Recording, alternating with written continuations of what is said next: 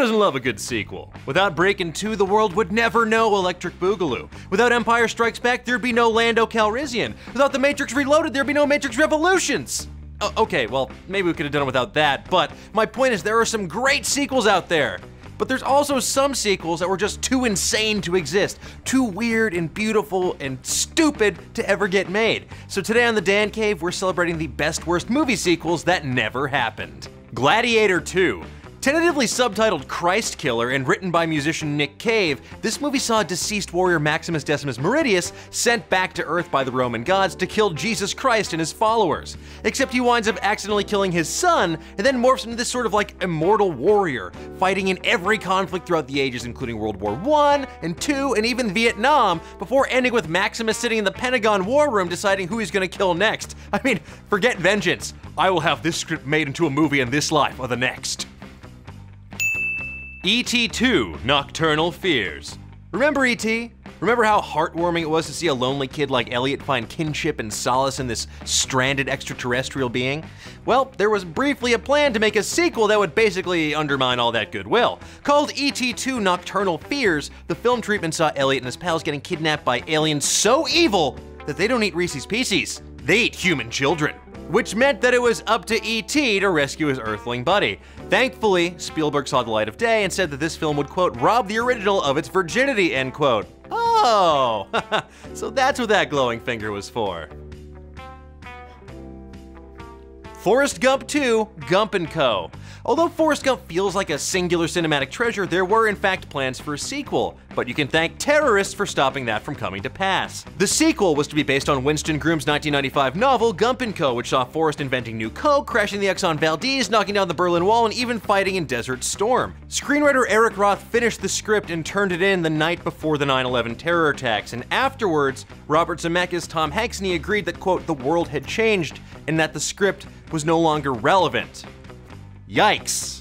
That's all I got, guys. Yikes.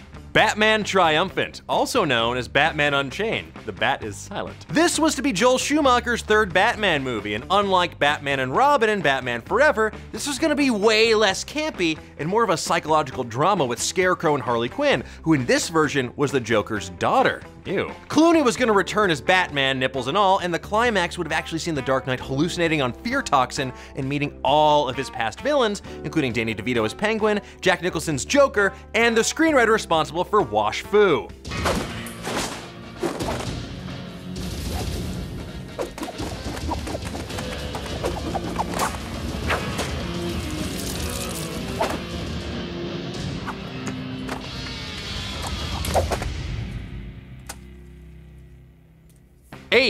David Fincher's serial killer thriller 7 had a pretty neat and tidy ending. I mean, Gwyneth Paltrow fit awfully well into that box. But that didn't stop New Line Cinema from trying to make a sequel to the movie in 2002 about Morgan Freeman's character, now with inexplicable psychic abilities, working with the FBI to stop a serial killer. You know, that old chestnut.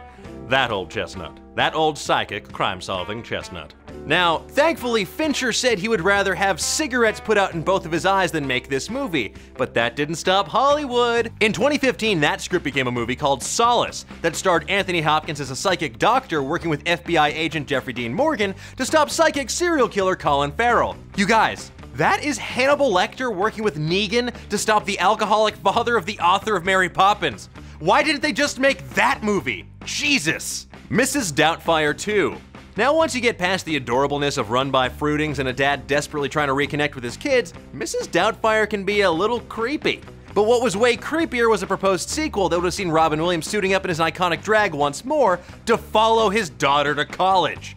The only way I would want to see this is with a shared universe with Steve Buscemi from 30 Rock. How do you do, fellow kids? What? Haha, fellow kids indeed. Roger Rabbit 2, Toon Platoon. Now, I just rewatched Who Framed Roger Rabbit, and it's still a goddamn classic. And never once did I think, gee, you know what, this movie needs a prequel. But, that's why I'm not in Hollywood development. A prequel movie called Roger Rabbit 2 Toon Platoon was in development and actually had a script written. It was gonna tell the story of how Roger Rabbit came to Hollywood in the first place, and yes, how he fought in World War II, foiling a plot to assassinate FDR, Winston Churchill, and Stalin at the Yalta Conference. Yeah. This film would have also finally revealed that Roger's dad was none other than, you guessed it, Bugs Bunny, because that's what you want to think about. Bugs Bunny f***ing. Mac and Me. When McDonald's decided to make their own delightfully shitty ripoff of E.T., they were so confident that they had Mac, short for mysterious alien creature by the way, blow a bubble that read, "We'll be back." Thank God that never happened. Instead, what we get is National Treasure Paul Rudd showing this clip on every talk show from now until eternity.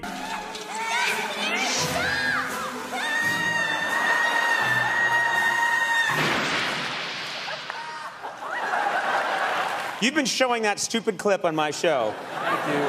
Thank you. For, I think, 15 years. But tell me, which of these sequels would you most want to see? Which never made sequels did I leave out? Let me know in the comments below, and while you're there, give me a sequel to your thumbs up.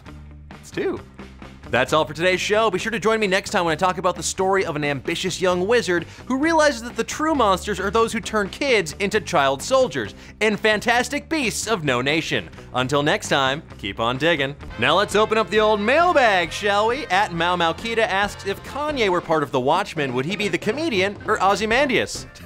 Neither, Maukita. He would be Dr. Manhattan. Think about it. He creates incredible works of art, but comes off like a total asshole. He never smiles, and he's a giant, blue, naked guy. Wait, no, I had it. Shit, sorry.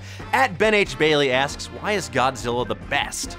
Well, it's simple, Ben. It's right there in his name. It's a portmanteau of gorira, the Japanese word for gorilla, and kujira, the Japanese word for whale. A gorilla crossed with a whale?